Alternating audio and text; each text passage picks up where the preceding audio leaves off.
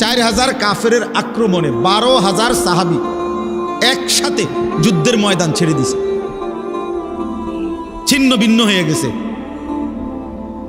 এই 4000 কাফেরের অতর্কিত আক্রমণে পুরা ময়দান থেকে যখন সিটটা বিটটা গেছে, 12,000 সাহাবী হুনাইনের যুদ্ধে,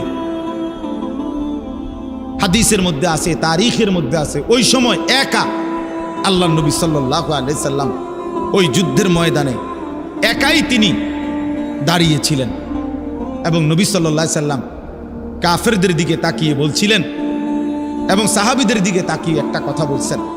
দুই দিকে দুইটা কথা বলছে। সাহাবীদেরকে ডাক দিয়ে বলছে, আনান নবিয়্যু লা কাযিব, সাহাবীরা শোনো, আমি নবী, আমি মিথ্যুক নই, আমার উপরে আল্লাহর সাহায্য আসবেই, তোমরা ফিরে আসো। আর কাফেরদের দিকে তাকাইয়া বলছে, আনা ইবনু আব্দুল মুত্তালিব, আমি আব্দুল মুত্তালিবের বংশের সন্তান,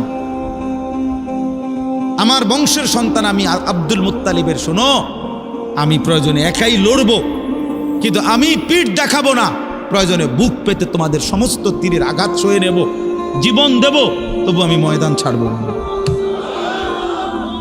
শেষ পর্যন্ত সাহাবীরা সব আবার ফিরে আসছে। আল্লাহ তাআলা মুসলমানদেরকে বিজয় দান করছে। ওয়ালাকাদ নাসারাকুমুল্লাহু ফি মাওয়াতিনা কাসীরাতিন ওয়া ইয়াউমা হুনাইন, কোরআন শরীফে ডাইরেক্ট এই আয়াত আছে এই যুদ্ধের কথা।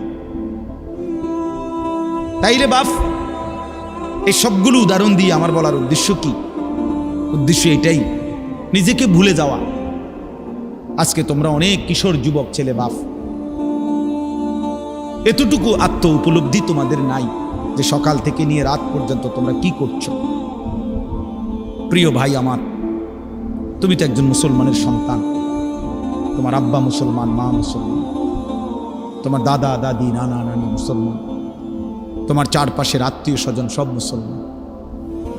সারাদিনে যারা এক ওয়াক্ত নামাজ, ফজর থেকে এশার নামাজ, এক ওয়াক্ত নামাজ যারা পড়ল না, আমার প্রিয় সন্তান, বলো মুসলমান এমন হয়?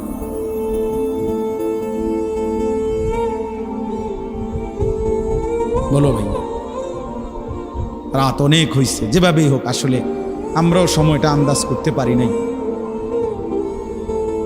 যার কারণে আমারও টার্গেট ছিল না এত রাত হবে।